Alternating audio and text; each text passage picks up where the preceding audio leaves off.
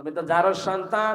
এখান থেকে আমি তাফসিরে প্রমাণ পেয়েছি, দুনিয়ায় যারা আলেমদের বিরুদ্ধে ডাইরেক্ট ইনডাইরেক্ট লাগবে, আপনি খোঁজ খবর নিয়ে দেখবেন ওর পেছনে জন্ম ঠিক নেই। বাড়িতে গিয়ে মাকে বলে, মা মোহাম্মদ আমাকে গালি দিয়েছে, তুমি সত্যি করে বলো আমার বাবাকে। ওর মা বলে, তোর বাবা? তোর বাবা? বলে, না, ও বাবা আমি মানি না, আমার আসল বাবাকে। কি হয়ে গেল তোর আজকে মাথা খারাপ? বলে, এমনি হয়নি, আমাকে মোহাম্মদ গালি দিয়েছে, আমি নাকি যারোর সন্তান। কেন গালি দিয়েছে? বলে, আমি তাকে পাগল বলেছিলাম। এমনি বলেনি, ওই ছেলে যা বলে তা তো ঠিকই হয়, কারণ তোর জন্ম তোর বাবা দেয়নি, দিয়েছে বাড়ির রাখাল। আজ যারা আলেমদের বিরুদ্ধে, আমি নাম ধরে বললাম না, যারা আলেমদের বিরুদ্ধে আছেন, যারা আজহারির মাথাকে 10 লাখ টাকার ঘোষণা দিয়েছেন, আমার মনে হয় আপনারও জন্মের ঠিক নেই, যার সন্তান আপনি। ওই দেশের যারা দায়িত্বে ছিল, বিশেষ করে আবু সেহেল আর ওলীদ ইবনে মুগীরা, এই দুইজনের নাম পেয়েছি আমি। এরা দুইজন সঙ্গে সঙ্গে সলা পরামর্শ করে সংসদের বৈঠক ডাক দিয়েছে দারুন নদওয়ায়। বাংলাদেশে যেমন জাতীয় সংসদ, আবু সাহেব যেহেতু রাষ্ট্র ক্ষমতায় ছিল, এই জন্য ওরও জাতীয় সংসদ ছিল। ওর জাতীয় সংসদের নাম দারুন নদওয়া। দারুন, এখানে ডাক দিল এমপি মন্ত্রী যারা আছে তাদেরকে, সংসদ সদস্য যারা আছে তাদেরকে ডাক দিয়ে তড়ি ঘড়ি করে বলল, আজকে আইন পাশ করা লাগবে। মোহাম্মদ দেখছে নতুন নতুন কথাগুলো মানুষকে শোনাচ্ছে, ওর কথার যে ভাব, ওর যে ব্যবহার আচরণ, মানুষ কিন্তু সামনে হজের মৌসুম, সারা বিশ্ব থেকে মানুষ আসবে, আকৃষ্ট হয়ে দলে দলে আমাদের ধর্মের লোক কমে যাবে। এটা সারা দুনিয়ায় কিয়ামত পর্যন্ত, দুনিয়া তৈরি হওয়ার পর থেকে আজ পর্যন্ত, এখান থেকে কিয়ামত পর্যন্ত রাষ্ট্রীয় ক্ষমতা যারা আছে তাদের ভয় এইটাই। তারা জানে যে নবীদের দাওয়াতের যে প্রভাব, নবীদের দাওয়াতের যে সম্মোহনী শক্তি, এইটা আমাদের কথা দ্বারা জীবনও কভার দেওয়া সম্ভব না, সুতরাং তাদের নামে বদনাম দিতে হবে। ওই জামানায় নবীকে তারা 5টা নাম ধরে ডাকতো। 1 নম্বরে পাগল, নাম কি? 2 নম্বরে জাদুকর, 3 নম্বরে কবি, 4 নম্বরে গণক, 5 নম্বরে মিথ্যাবাদী।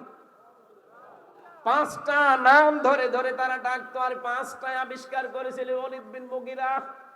কোরআনে কারিমে আল্লাহ রাব্বুল আলামিন বলেন, ইন্নাহু ফাক্কারা ওয়া কদ্দারা ফাকুতিলা কাইফা কদ্দারা সুম্মা কুতিলা কাইফা কদ্দার সুম্মা নাযার। এই মানুষগুলো তারা ফিকির করত, চিন্তা ভাবনা করে করে তারা একটা সিদ্ধান্তে উপনীত হতো যে কি করে এদেরকে দাবিয়ে রাখা যায়। এটা 1500 বছর আগের কথা বলছে। এদিকে তাকান, 1500 বছর আগে এই সিদ্ধান্ত নিয়েছিল জাতীয় সংসদে বসে দারওয়ান নদওয়ায়। তার নাম ওলীদ বিন। আমার মনে হচ্ছে 1500 বছর পর ওই লোকটার প্রেতাত্মা অনেকের উপরে ভর করেছে।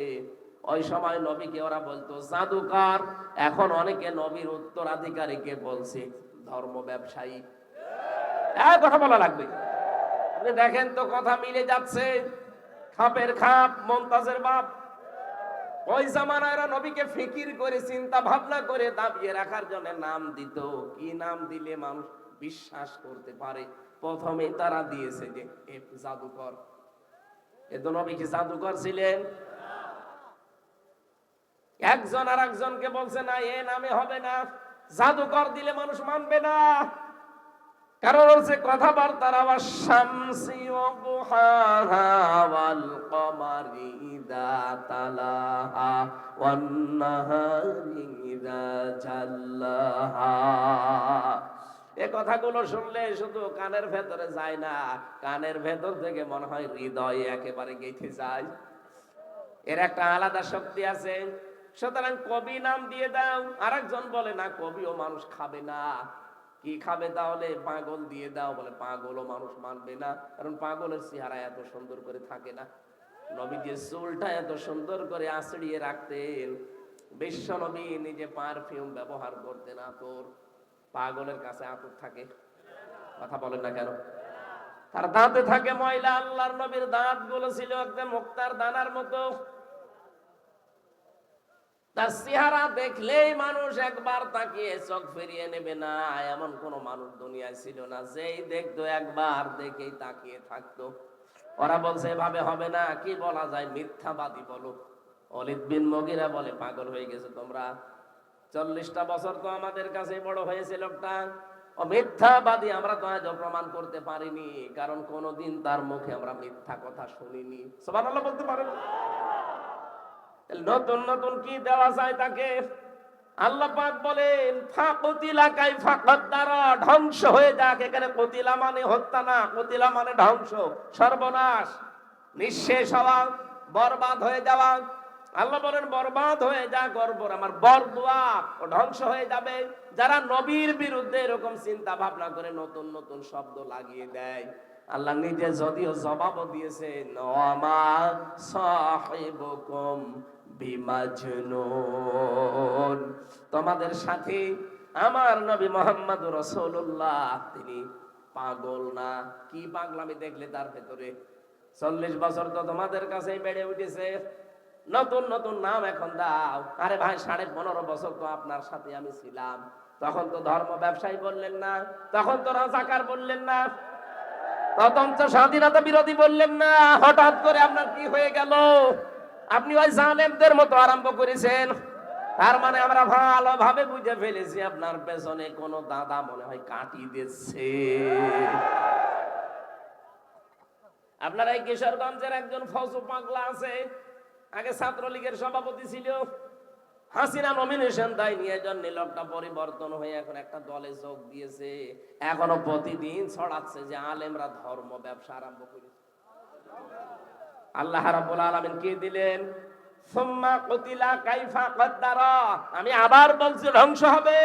এবার দোয়াকার এখন যারা নবীর ওয়ারিসদের বিরুদ্ধে, আলেমদের বিরুদ্ধে এই কথাগুলো ছড়ান যে আলেমরা এরা ধর্মের ব্যবসা করে খায়, আল্লাহ যেন এই আয়াতটা তাদের উপরে কার্যকর করে, আর করবেও তাই। ওই জামানার দিকে তাকান, নবীজি কখন কথা শোনার পরে বললেন, তুমি তো কথাগুলো যা বলছো, যার সন্তান তুমি, তোমার বাবার ঠিক নেই। ও একবারেই রেগে গেছে যে কি বললেন, বলে আমি বলি না, আল্লাহ আমাকে বলতে বলেছে। সূরা কলমের ভেতরে 13 নম্বর আয়াতে আছে, নাযাআতাল লিশউতুল্লিম বা'দা যালিকা সানিম আনকানা যামালি ওয়া বানিন। তুমি তো যার সন্তান। এখান থেকে আমি তাফসিরে প্রমাণ পেয়েছি, দুনিয়ায় যারা আলেমদের বিরুদ্ধে ডাইরেক্ট ইনডাইরেক্ট লাগবে, আপনি খোঁজ খবর নিয়ে দেখবেন ওর পেছনে জন্ম ঠিক নেই। বাড়িতে গিয়ে মাকে বলে, মা মোহাম্মদ আমাকে গালি দিয়েছে, তুমি সত্যি করে বলো আমার বাবাকে। ওর মা বলে, তোর বাবা? তোর বাবা? বলে না, ও বাবা আমি মানি না, আমার আসল বাবাকে। কি হয়ে গেল তোর আজকে মাথা খারাপ? বলে এমনি হয়নি, আমাকে মোহাম্মদ গালি দিয়েছে, আমি নাকি যার সন্তান। কেন গালি দিয়েছে? বলে আমি তাকে পাগল বলেছিলাম। এমনি বলেনি, ওই ছেলে যা বলে তা তো ঠিকই হয়, কারণ তোর জন্ম তোর বাবা দেয়নি, দিয়েছে বাড়ির রাখাল।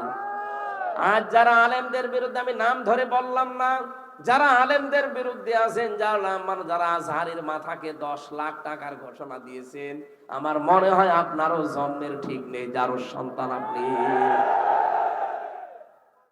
আমার ভাইরা, আজ আলেমদেরকে নাম নিয়ে নিয়ে আপনি কথা বলছেন। আলেমরা করে বাবার কথা একটাও বলে। এখানে কত শিক্ষিত মানুষ বসে আছে, আপনি একটা ভুল ধরে দেন তো যে এটা আপনি বাবার কথা বললেন। আমি যা পড়িয়ে এসেছি আমি তো তাই বলছি, কথা বলে না কেন? আপনার কাছে ধর্ম ব্যবসা মনে হয়? হ্যাঁ, কোরআন প্রচার করা, কোরআন প্রতিষ্ঠা করা, কোরআন প্রতিষ্ঠার আন্দোলন করা, এটা যদি ধর্ম ব্যবসা হয়, যে হ্যাঁ আমরা এইটাই ধর্ম ব্যবসা হিসাবে মেনে নিয়েছি। এই জন্যই তো আল্লাহ দিয়েছেন অলিরব্বিকা ফাকাব্বির অলিরব্বিকা ফাসবির। হে নবী, ইসলামের প্রচারে, ইসলামের প্রতিষ্ঠায় যদি ঝামেলা আসে, যদি জুলুম অত্যাচার নির্যাতন উল্টা পাল্টা কথা কেউ বলে, আপনি রবের জন্য ধৈর্য ধারণ করবেন। আমরা কিন্তু ঠিকই এই দেশে রবের জন্য ধৈর্য ধারণ করেছি, কিছুই বলি না আপনাদেরকে। আপনারা যারা আলেমদেরকে উলট পালট নামে ডাকেন, আপনার ভেতরে যে কি আছে জনগণ কিন্তু জানে। আপনার চরিত্র যে কত খারাপ, আপনি যে কত নিচে নামতে পারেন। আগস্টের 5 তারিখের পর থেকে অনেকে দেখে ফেলেছে রাত 12:30টায় যায় চাঁদা চাইতে। এই যে নারায়ণগঞ্জের বন্দরে রাত 12:30টায় গেছে চাঁদা চাওয়ার জন্য। সেদিন বাইতুল মোকাররমে চাঁদা চাইতে গিয়ে জনগণ জোতা দিয়ে পিটিয়েছে। অনেকে এগুলো বানিয়ে বলছে, এগুলো সব রিপোর্ট আছে। আবার সকালবেলা জানিয়েছে যারা 12:30টায় গেলাম মানুষজন টের পেল কি করে আমি চাঁদা চাইতে আসলাম। আরে ভাই, বাংলাদেশ এখন নখদর্পণে গোয়েন্দাদের, আপনি জানেন ওদের মেশিনটি উন্নত। আমি নিজে দেখেছি রিমান্ডে। কোথায় আমি রিমান্ডে আছি, ওই সেই সাতক্ষীরা থেকে মাওলানা আমিরুল ইসলাম বেলালি, উনি আমার বাড়িতে কল দিয়ে কি একটা কথা জিজ্ঞাসা করেছে, ওইটা দেখে ভিডিও আকারে সকালে আমার দেখাচ্ছে। আমি অস্বীকার করবো কি করে? এই দেশটা এখন গোয়েন্দাদের নখদর্পণে। থালার ভেতরে এই যে এই থালা, এখানে কয়টা কুয়া আছে দেখে দেখে আমি বলতে পারবো না। ওদের সামনে কিন্তু এই, আপনি মনে করেন রাত 12:30টায় চাঁদা চাইতে যায়, জানে কি করি? আপনি পায়খানায় বসে কি করেন তা ওরা দেখতে পায়। আপনি আছেন কোথায়? সেদিন আমি গোয়েন্দা বিভাগের সর্বোচ্চ পর্যায়ে যিনি আছেন কথা বললাম যে কি ভাই, বলছে আমরা নখদর্পণে রেখেছি সব আমাদের একেবারে হাতের তালুর উপরে। আমরা দেখতে চাচ্ছি আগস্টের 5 তারিখের পর থেকে কে কি করে। এমনিতে তারেক জিয়া কালকে আজকে সকালবেলা দেখেননি ভিডিও বার্তা পাঠিয়েছে যে থামেন আপনারা, আমরা একটা মাজলুম দল, এই মাজলুম দলকে ডুবিয়ে ফেলার জন্য অনেক কিন্তু রাম আর বাম উঠে পড়ে লেগেছে। এগুলো এই দলের মুসলিম দলের জন্য এগুলো ক্যান্সার। আমার মনে হয় দলীয় ভাবে সিদ্ধান্ত নিয়ে এই ক্যান্সার গুলোকে পিঠের উপরে বাড়ি দিয়ে ফেলে দেওয়া দরকার, যে তোদের দরকার নেই, যা। দুষ্ট গরুর চাইতে সৈন্য গোয়াল। কথা বলেন না কেন? আমাদের ভেতরে দুষ্ট গরু নেই। যদি দুষ্ট গরু কয়েকটা মাথা ছাড়া দেয়, তারে কিন্তু গরু গোয়ালে রাখা হবে না, বের করে দেওয়া হবে।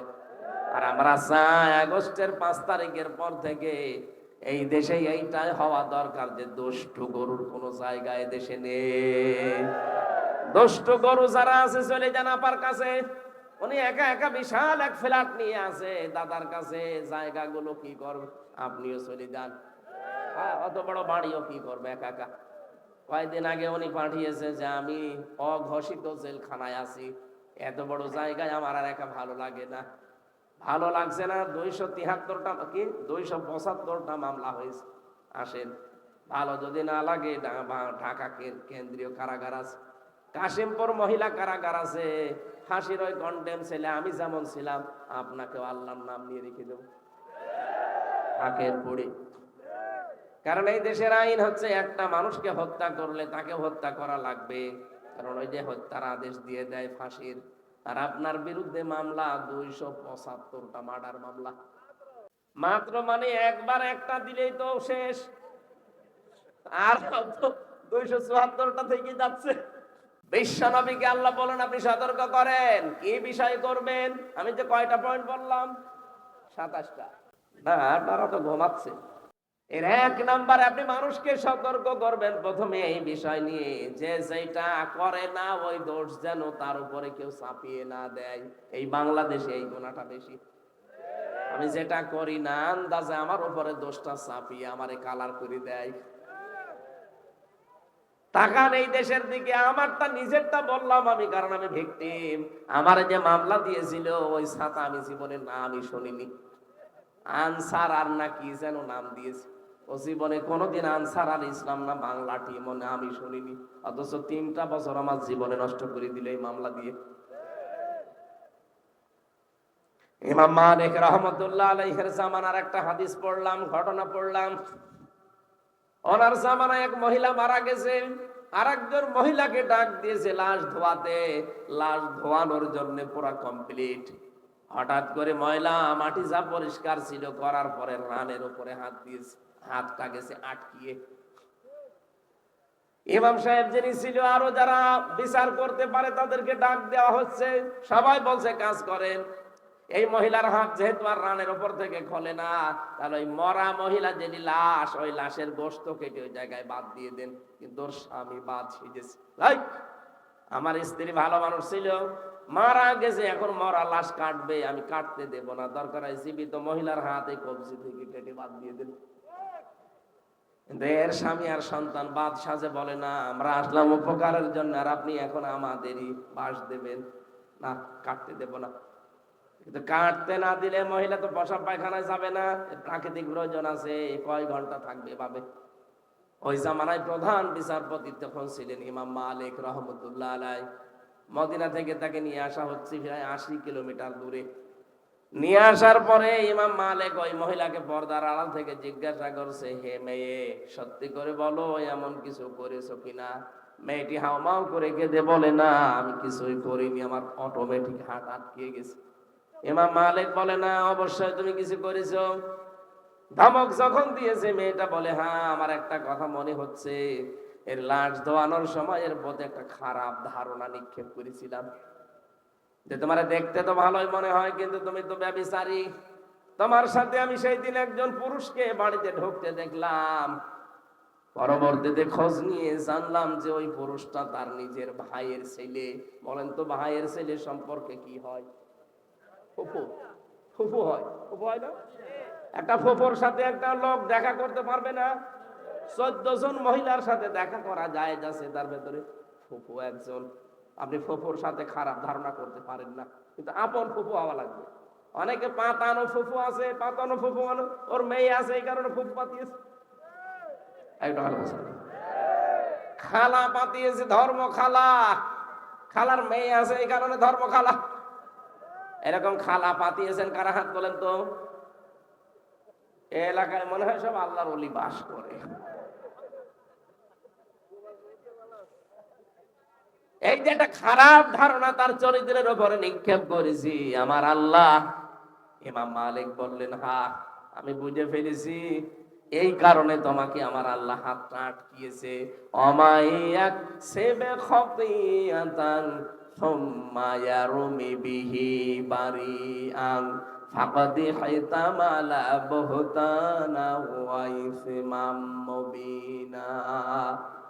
সূরা নিসার 112 নম্বর আয়াতে আছে, এই পৃথিবীর ময়দানে কোন মানুষ যদি নিজে অন্যায় করে, আর অন্যায়টা একটা নিরপরাধ মানুষের উপরে চাপিয়ে তাকে কালার করে দেয়, আল্লাহ পাক বলেন সে যেন প্রকাশ্য পাপের বোঝা বহন করে নিয়ে বেড়াচ্ছে। এই মেয়েটার তো কোনো দোষ নেই, কেন এরকম একটা খারাপ ধারণা তার চরিত্রের উপরে নিক্ষেপ করলে? আল্লাহ এই জন্য তোমার এই হাতটা আটকিয়ে দিয়েছে। নবীজির হাদিস থেকে শোনালেন, মান সালিমাল মুসলিমুনা মিন লিসানিহি ওয়া ইয়াদিহি। ওই লোকটাই তো মুসলমান যার হাতের দ্বারা মুখের দ্বারা মানুষ শান্তিতে থাকে। তোমার হাতের দ্বারা তোমার মুখের এই কথার দ্বারাই মেয়েটার চরিত্রের উপরে কালিমা দিলে, আর তোমাকে আমি মাফ করতে পারি, বাঁচিয়ে দিতে পারি, কিন্তু দুইটা শাস্তি নেওয়া লাগবে।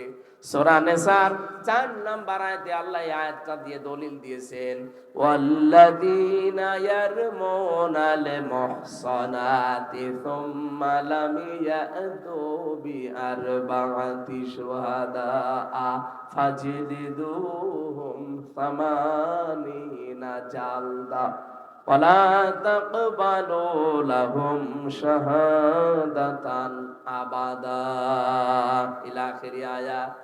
কোন নিরপরাধ, নিষ্কলুষ, চরিত্রবান, সতী সাধবী কোন মেয়ের উপরে যদি কেউ জেনার তহমত দেয়, ব্যভিচারের দোষ চাপিয়ে দেয়, যদি 4 জন সাক্ষী জোগাড় করতে না পারে, তাহলে তাকে 2টা শাস্তি দুনিয়ায় দেওয়া লাগবে।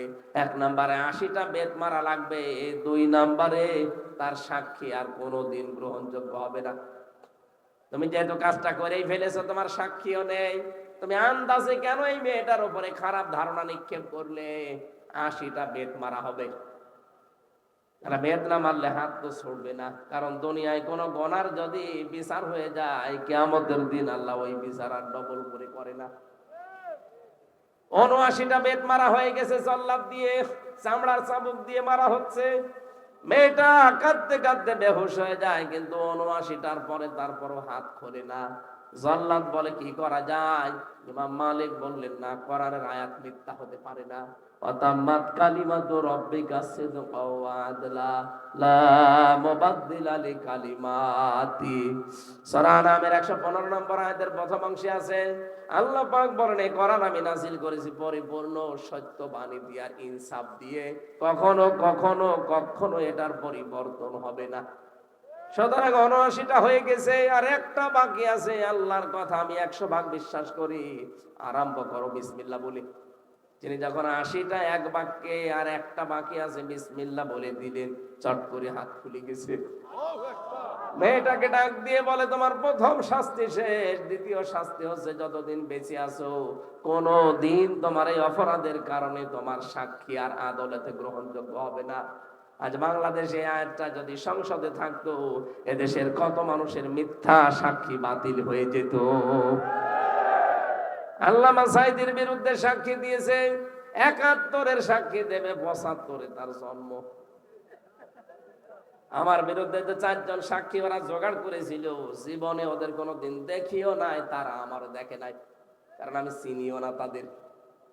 আজ যদি একটা নিরপরাধ মানুষের উপরে দোষ চাপিয়ে তার জীবনটা নষ্ট করে দেয় মানুষ, মিথ্যা মামলা দিয়ে, মিথ্যা সাক্ষী দিয়ে, এটা যদি বন্ধ হয়ে যেত, বাংলাদেশে ১,১০,০০০ মানুষ জেল খাটতেছে, আমার মনে হয় অনেকেই বিনা কারণে নির্দোষ প্রমাণ হয়ে বেরিয়ে যেত।